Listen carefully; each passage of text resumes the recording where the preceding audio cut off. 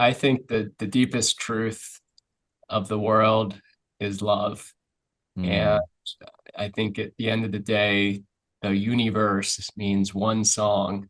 And if we're all singing a song that we can dance to, that's the purpose of life. It's not to fight, it's not to kill. It's fine to protect. It's fine to be a creator. It's fine to have hustle. Um, but we don't need the warrior way. We need the way of the love. We need the heart way. And I think that's what I'm hoping to bring more to the world. Welcome to the Stay Grounded podcast. I'm your host, Raj Jana, founder of Liberate, and it's my mission to help you become the most grounded, loving, and authentic version of yourself that you can be. Each week, I interview experts in the fields of mindset, spirituality, and emotional well-being. My brilliant guests share their tools, stories, and unique perspectives to help you develop the skills you need to show up fully for the people and things that matter most in your life. Now let's dive in. Yo, what's up everyone, and welcome to this week's very special episode of Stay Grounded with my new friend, Mr. Ryan Allis. So Ryan is a serial entrepreneur who achieved success at a very young age, and over the last 13 years, Ryan has had multiple evolutions as an entrepreneur, as a creator, as a spiritual being, as a family man, as a father. And in this podcast, we really speak to those transition points of like when we're stepping away from one project or one identity or one responsibility, how do we step into the next? And one of the things I've admired so much about Ryan and his journey is that he's artfully found a way to tie his creative life with the life that is just presently in front of him. So if he's becoming a father, he leaned into writing Magic Year, which is this sort of book that was written for his 1-year-old child, that then turned into a book that can be shared with other people. As a result of him learning to become a better man, a better father, he then launched brotherhoodmen.com, which is a men's experience and circle for men to step into their greatness and fullness. And so I tend to, what I love most about this is that, by really just paying attention to your life, you can actually find the next seed of creativity. And by surrendering to the flow, instead of trying to make things happen or force things happen, by just listening and being present in those times of spaciousness, in the times of the chrysalis, I think there's so much gold. And that's what, this podcast was so inspiring for me around,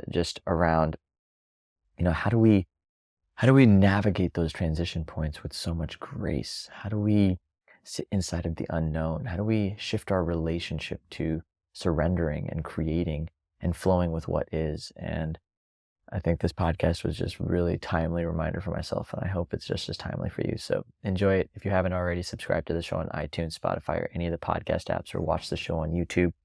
All that means is that every single time we release a new episode or put out a new video, it just drops straight into your awareness.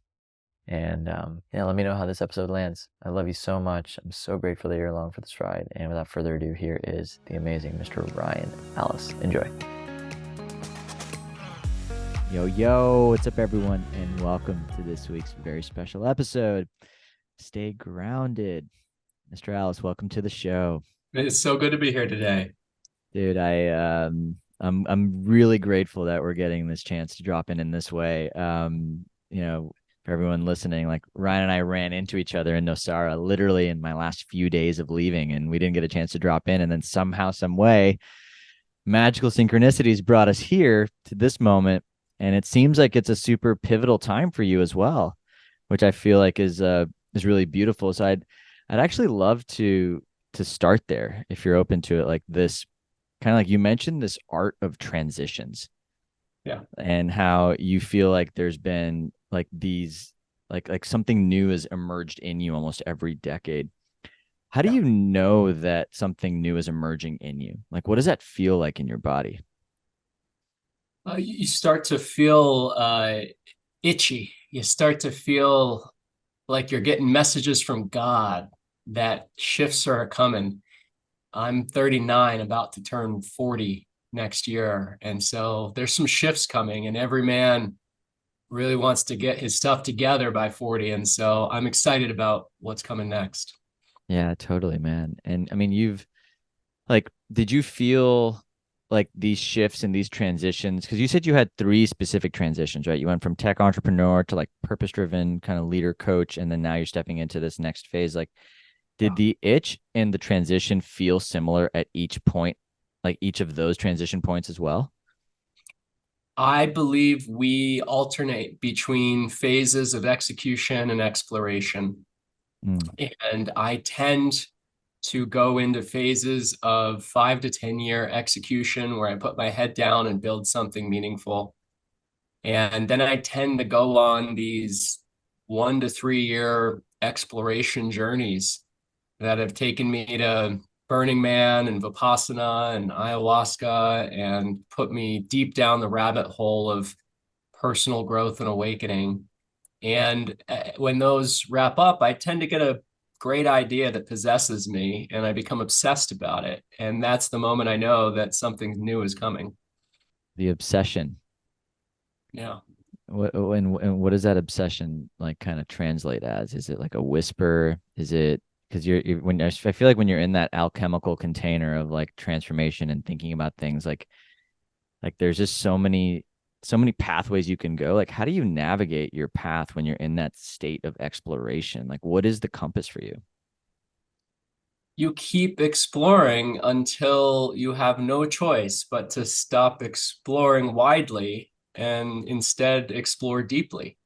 Mm. Uh, and so, you can think of it like a synapse in a brain cell. It goes out looking for connection, tries to find the other neurons to connect to, and it goes wide, and then it finds one, and then it connects, and then it goes deep. And so, I like to explore wide for some time, travel, go to different countries, lose my sense of ego attachment to my identity, forget who I am for a little while.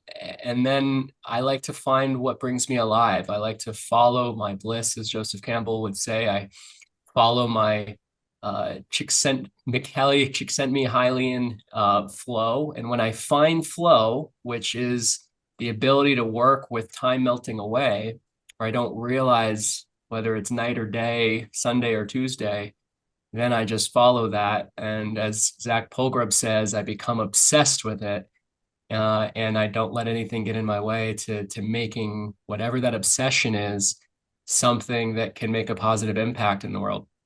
Dude, that's so sick. I just love how you went from like I was like perfect actually, like the depth to the flow to then the obsession. Like it's like there's a thread that you're following intuitively that allows you to actually end up at this endpoint, which I think is like super honestly like it's really inspiring to kind of follow that cycle. So I'm just wanting to reflect that to you because I think that's a really cool way to like enter into the exploration process. Like when you enter into those exploration phases, do you feel like your intention is to end up back at this state where you have something to be obsessed with, or is there a different intention you're entering into the exploration phase with?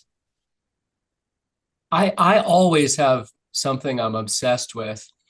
It's just that at certain times I'm obsessed with exploring a lot of different things. And that's the thing that has taken my spirit. Yeah.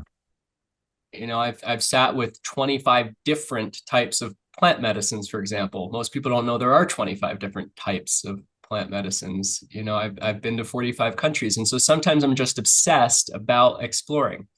But there's that eureka moment that happens to entrepreneurs, and many people can relate to having these moments of inspiration where you can't not do it.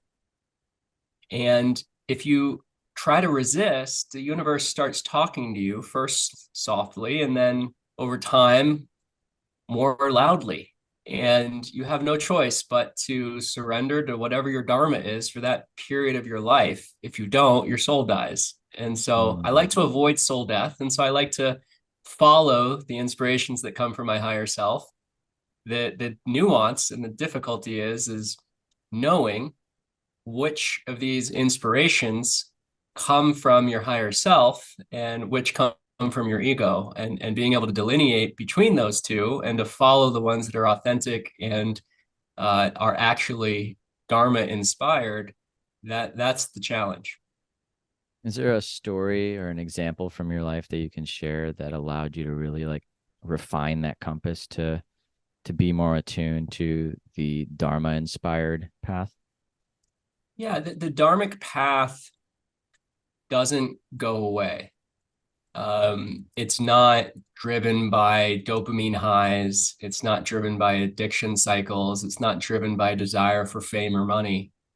It's driven by desire for service. We're all part of a human project. All Homo sapiens, 8.1 billion of us, are part of this human project to create a more beautiful world that works for everybody, right? And you don't get a sense of this if you read the news, but if you zoom out, the reality is we're all working toward creating a better world in one way or another. We're creating a meta society on Earth and eventually on other planets too. And so the key thing is that if we can learn how to get slow enough and still enough every few years, either through vipassana, meditation, whatever your practice is, yoga, going on walks, ultra marathons, whatever it is for you that allows you to hear your own spirit, then we can, instead of entering in a rat race, getting in a consumption cycle, selling our soul to the devil and dying inside, we can actually do what we're here to do what is our gift to give. And that's what I've learned how to do, is to listen Mm. and to do it. And what's different is if it's dharmic, if it's my soul's purpose, which I believe we have many over a lifetime, but if it's my soul's purpose for the next few years, it'll stay consistent and it won't matter necessarily how it's going to generate money in the short term. What will matter is, does it help others? And is there a way to eventually get to a sustainable business model so that I can align what I love, what I do? And if you can make 100% of your money doing what you do, then you have loving what you do. If you can make 100% of your money loving what you do, then you have freedom. And so that's what I help guide men to figure out. Super cool, dude. One thing that inspires me a lot about like our conversation before we hit the record button was how you wrote the magic year for your son to read for your was it your son Apollo, right? Yes. Yeah, to read at the age of 15. And I'm curious, like what inspired that?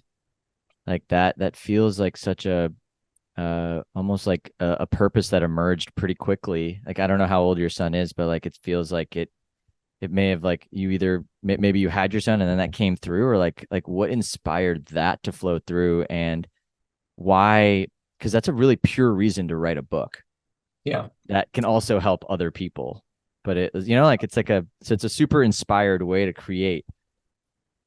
Well, I'll tell you what, my mom, when I turned 16 on August 14th, 2000, she gave me three books. My mom was a Buddhist, nudist social worker from England, and she married an Episcopalian minister from America and had me. And she gave me three books on my 16th birthday, one about goals, one about business, and one about global economics. And those three books changed my life.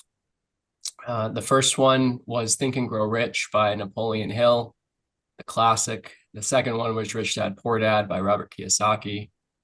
And the third one was Lexus and the Olive Tree by Tom Friedman. And the first one taught me to write down my goals. The second one taught me to build assets that create positive cash flow. And the third one gave me a worldview that was relatively optimistic. And those three books changed my life and made me into Mm. the person I am today. And so I wanted to write a book that I could give my son, whether I give it to him when he's 14 or 15 or 16, we'll see when he's ready. But I wanted to write a book that I could give my son that said, here's everything I've learned so far, distilled wisdom for you. And whether uh, God helping I'm alive then or not, he'll always have that life manual to refer to. Oh, dude, that's so cool. I love that. And I love the impermanence that you just spoke to, like just whether I'm there or not, right? Like I'd love to know, like, just through your path and as you've sort of explored, the concept of meaning and purpose in living a fulfilling life. Like, what role has death and the idea of death played for you as a focusing agent for the projects you say yes to, or the commitments you commit to, or the things that you choose to spend your time with?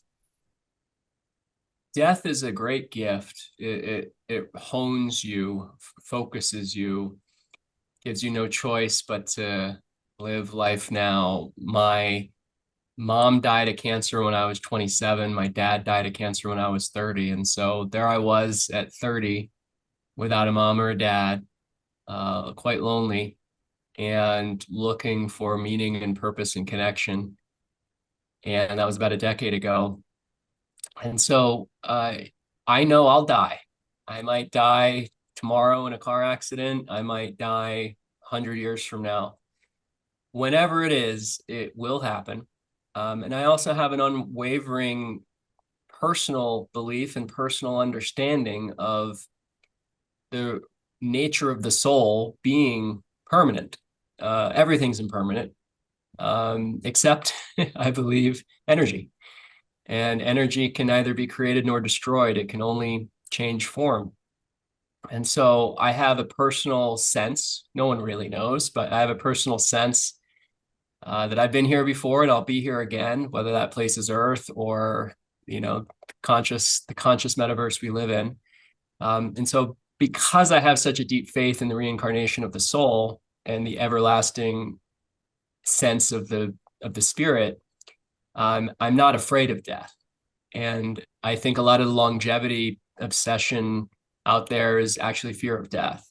And Yeah. I think the longevity movement's wonderful, but whether I die at 39 or 109 or 199, if Peter Diamandis has his way, then it's all good. I just want to be happy, be healthy, and do what I love.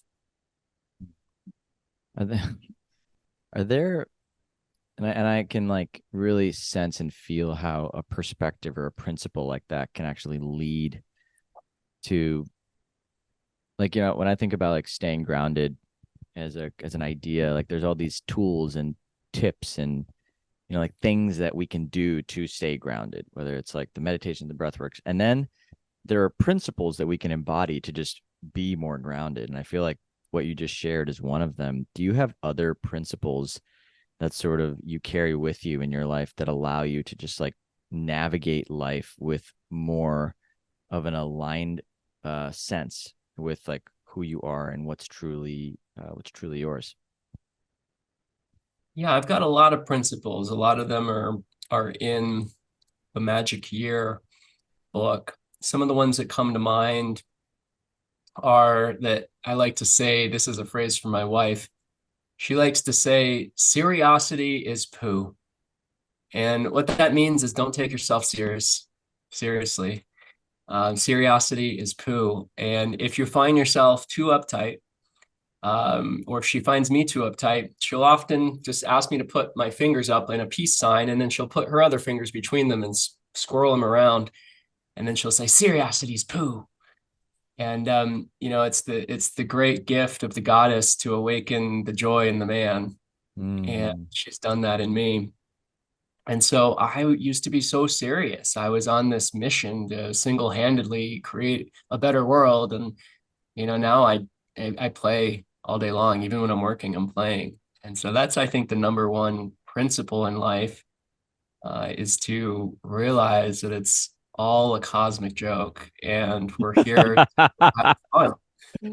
We have incredible meaning as beings. Our souls chose to incarnate in this human form for a reason, and it's a giant cosmic joke.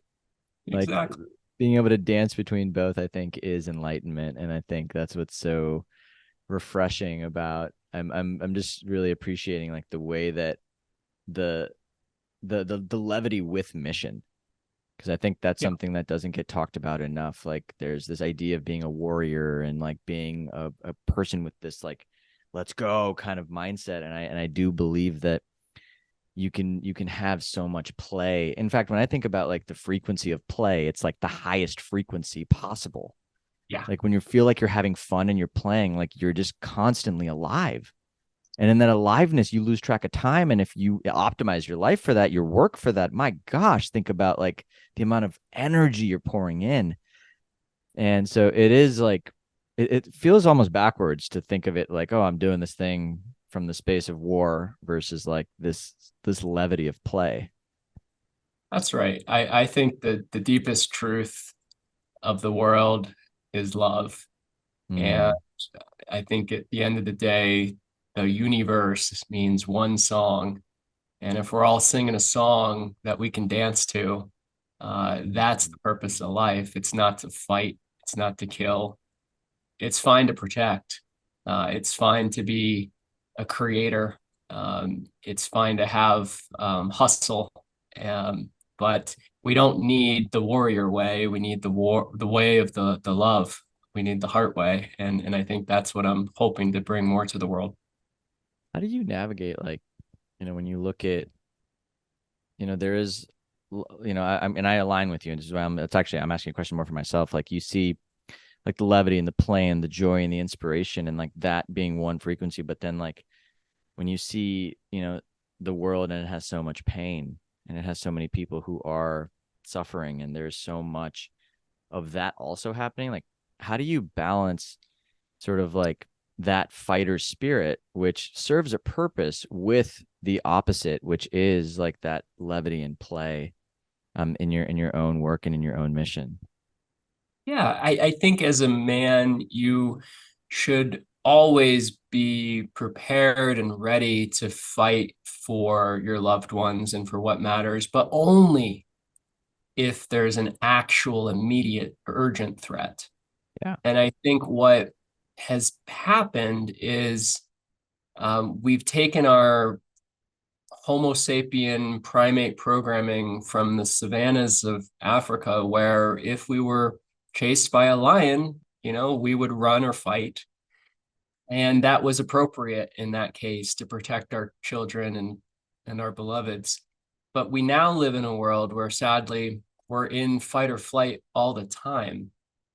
And I think the real opportunity is to dance in the deserts of Burning Man or to dance in the beaches of Envision, to enjoy the magic of living while we're here, as opposed to viewing life through the lens of continuous struggle. And yes, there's a lot of suffering, of course. A lot of that's unnecessary. And that's why programs like this one can be helpful to people and have a new philosophy of living that's based on joy and play and magic and connection and presence.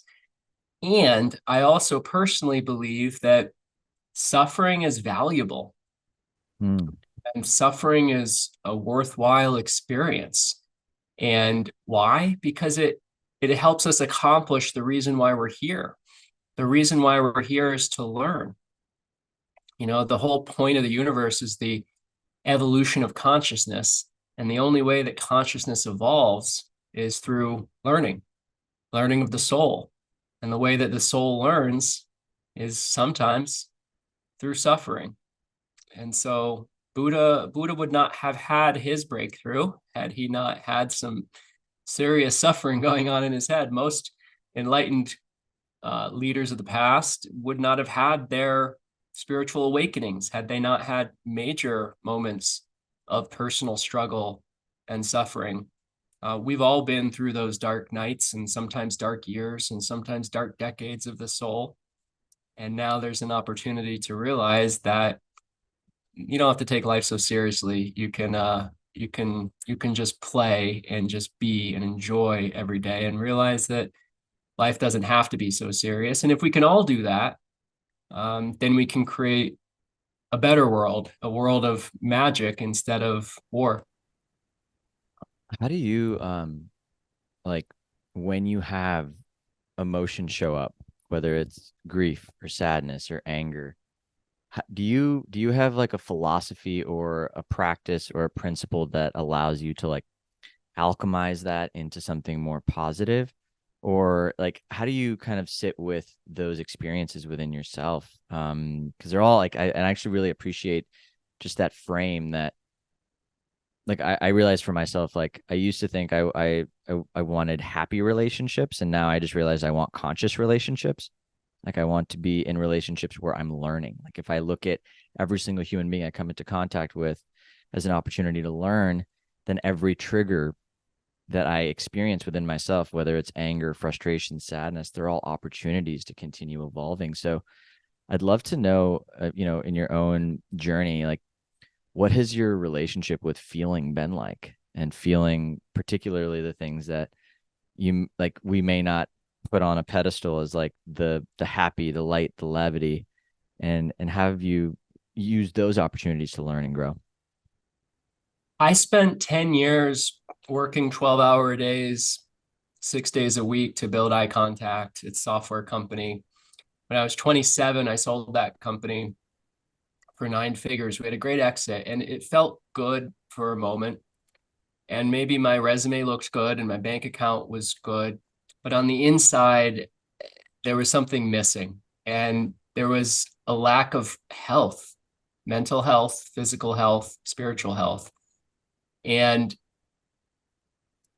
the same month we sold my company in 2012, my mom passed away of brain cancer. And so there I was with two big events happening within days of each other, of having every opportunity financially to go do whatever I wanted for the rest of my life, but then losing the person who brought me into this world at the age of 60. And so that struggle caused me to realize that life is short, get your stuff together. And so I decided that I'd go on a path, a journey. It took me 10 years to get it all together, to get truly optimally healthy inside and out, physically Mm. healthy, mentally healthy, spiritually healthy. And along that journey, it wasn't always easy. I was at one point 60 pounds heavier than I am now, 65 pounds heavier than I am now. I was 32% body fat at one point, technically obese.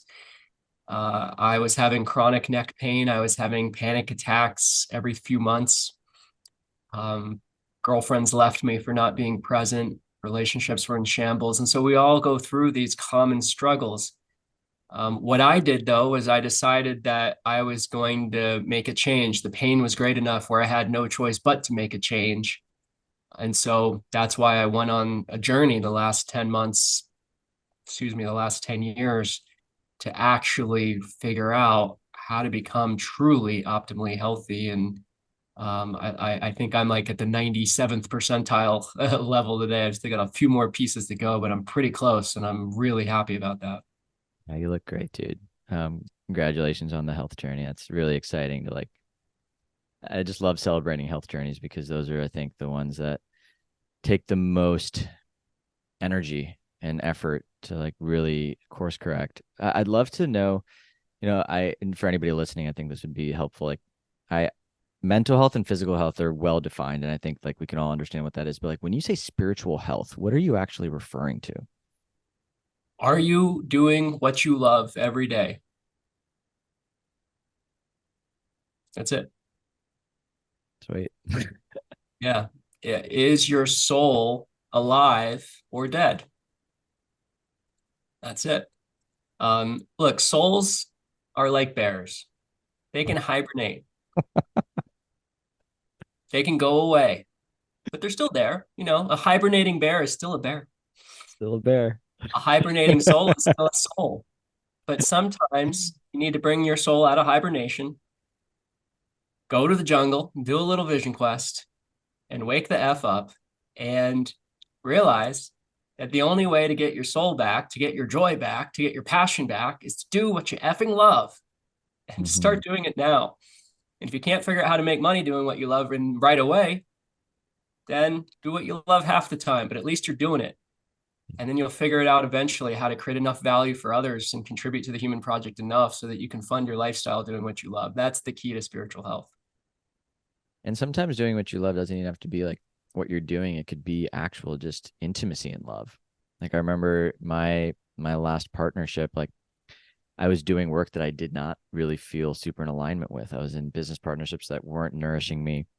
but I found myself spending every moment I could with her Hmm. because she was lighting me up. And then that then instead led to the question, okay, like, why am I not feeling that way about my work? Like, what's that about?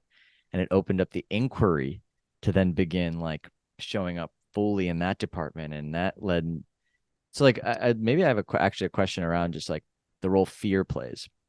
And, like we have these soul pings that's like, okay, like I want to do more with my life. I want to follow this joy of bliss. And I'm like, there's all these realities, there's all these things that I have in front of me, and I'm afraid to make changes. Like, what would you speak to somebody who's like kind of on that precipice of like, I'm afraid of, I'm just afraid of what I don't know, and I'm afraid of what's possible? I would encourage them to get in a 40-degree cold plunge. Seriously. And it's hard. I do it every day. I do it every morning for 5 minutes. I get in a 40-degree cold plunge. It's hard. It's scary every effing time because it hurts. Um, but it resets your dopamine receptors. And a cold plunge for 4 minutes, Raj, has the same dopamine releasing effect as cocaine. But the difference is that cocaine lasts 19 minutes and a cold plunge lasts all day. And so one of those is a bad habit, one of those is a good habit. And so if you're feeling fear, it's natural, it's normal. It's false evidence appearing real. That's what fear stands for. So the key is to get over it, and to just do the thing that you're meant to do. Now, I'll share something slightly vulnerable. I have two irrational fears. Maybe it's irrational, maybe it's not. I haven't been able to get over yet. One is crocodiles. There's a lot of crocodiles in the Boca of Nosara, and I will not walk down by the river because I grew up in Florida. And when I was 10, a crocodile escaped, and my mom made me really afraid of crocodiles. And I cannot get over that. I think I need to do a past life regression with combo or something to get over it. So if you know any healers, let me know. I need a crocodile healer. I might know a guy. Yeah, it's probably a crocodile healer, past life regression combo person in Yotara. So I need. And the other thing I'm so strangely afraid of is I'm afraid of the early death of my son. He's 15 months old. He's a toddler, and I think once or twice a day, I irrationally get scared of him falling in the pool or getting hurt or something. And I think that's natural. I think that's natural. So those are the two things I'm irrationally afraid of: early loss of my child and crocodiles. But everything else in life, I think I feel like I've overcome. Two things I just want to reflect back. I'm really resonating with the cold because it's like the cold is almost like you against you because your body can handle a lot. It's the mind that gets in the way. And so just sitting in cold or taking a cold shower or allowing the cold to like challenge you is such a quick way to actually get out of that fear. It's like you're showing yourself what you're made of, which is fantastic. And I'm also really reflecting like the irrational fear of losing your son allows you to be a super present father. So it's actually like serving such a purpose in some ways. And I think there's a lot of wisdom in even looking at fear through that lens. Like sometimes fear does play a purpose.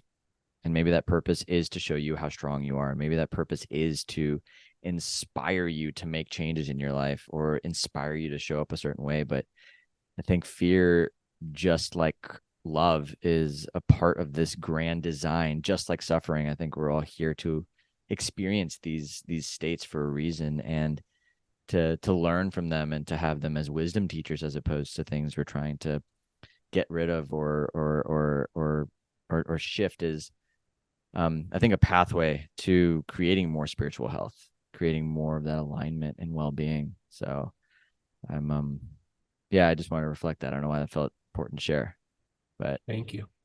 yeah. Um, so let's talk about. I want to actually dive a little bit more into Magic Year, man. Because Magic Year is a program, a book. It's a lot of things, right? Like, and like, it sounds like that was also on the precipice of your kind of next creative outbreak.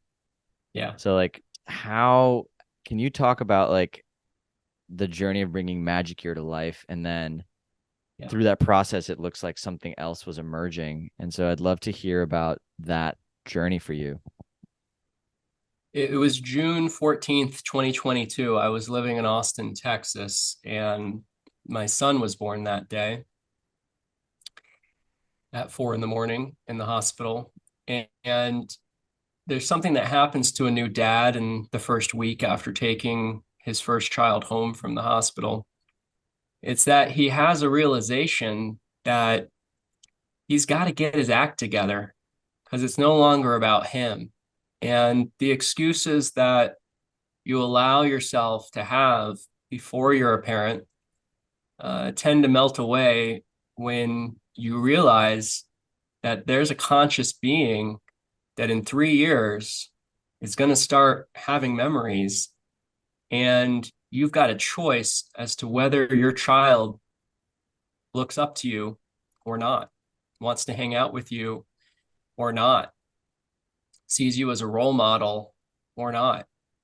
And so that first week of June 2022, when Apollo Alice, he's named, came home, uh, I'd gained 40 pounds during the pregnancy. There's a hormone called prolactin that happens in men whose wives are pregnant.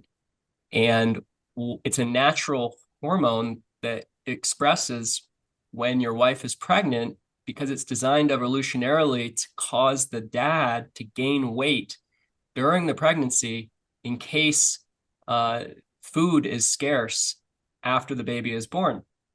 And so many men, you don't talk about this, but many men, in addition to their wives gaining 30 pounds during the pregnancy, they gained 30 pounds during the pregnancy. I, however, had gained 45 because I made my wife what she asked for every night, which was a roast beef wrap with mayonnaise. And I made one for me too, every night at midnight, totally messing up all the autophagy, totally messing up all the intermittent fasting. And that single practice of having a roast beef wrap with mayonnaise at midnight, 5 to 6 times a week for a year, bam, gained 35, 40 pounds just on that. And so I decided I was going to change things when he was born. I was going to take a year and I was going to get my life together in 12 months. And I was going to write about the process and the journey. I went from 195 pounds to 145 pounds.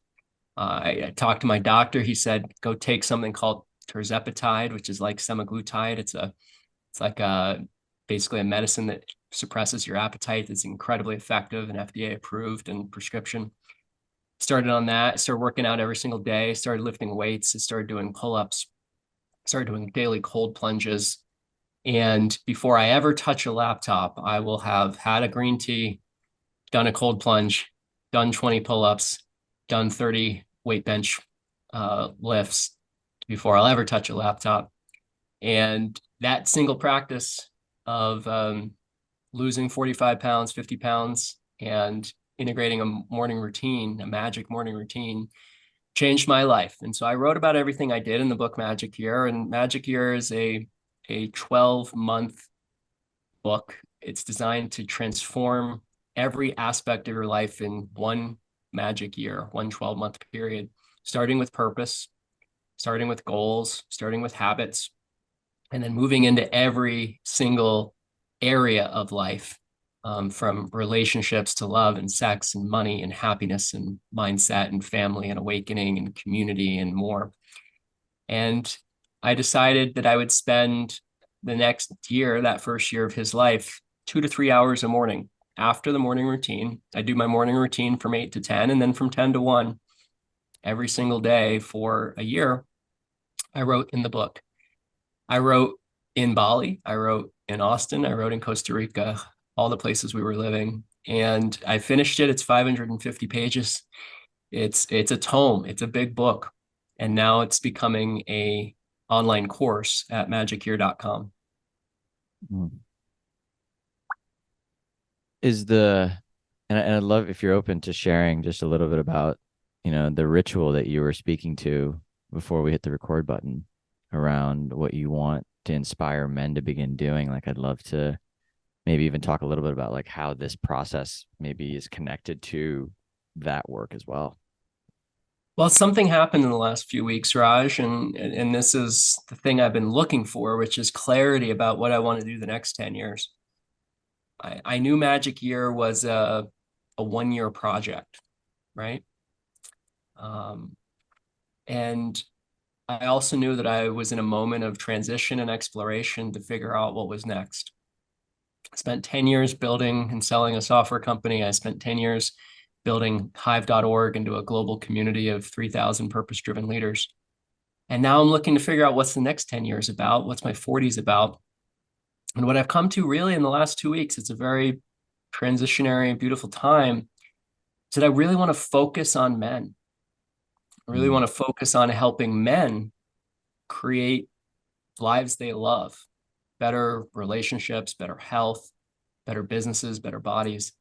And I've never been particularly passionate about working with men until very recently. I've always, I've been a coach for 10 years. I love helping transform leaders and people into purpose-driven individuals. But, the last few weeks, I've just really been working on creating the Magic Year Men's program, and I'm excited about it. I'm really excited about it. And we're in the process of over the next week, maybe even by the time the listeners hear this, of launching a site called brotherhoodmen.com. And it's going to be a weekly men's group, a weekly men's group for men to share what's really going on with our lives, what we're going through, and have support from other men on the path. And so I'm excited about that. And um, that is an emergent venture that is coming out of the work that I've done with Magic Gear. dude, I'm super inspired by how you create and how you just kind of follow the thread of aliveness and inspiration to like channel really beautiful, impactful pieces of work in the world. So I'm grateful that yeah, I'm just feeling I'm actually just like really tuning into like my own aliveness right now and like really checking in around like work and like things that I have going on in my life, like just what's most alive and just trusting that that's the direction I need to be going in because it's clearly and you're showing a really beautiful example.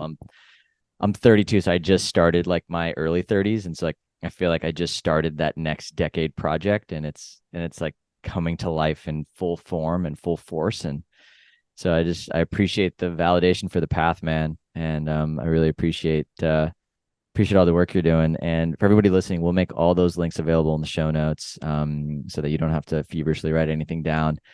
Ryan, I've got one last question for you. In the midst of everything you're doing, everywhere you've been and everywhere you're going, how do you stay grounded? And if you could even take that one step further, like what is one thing you do every day to just become a more grounded human being? I think the most important thing I do every day is it's actually two things. The two things I do every day that are most important for me to stay grounded are number one, I do my morning routine religiously.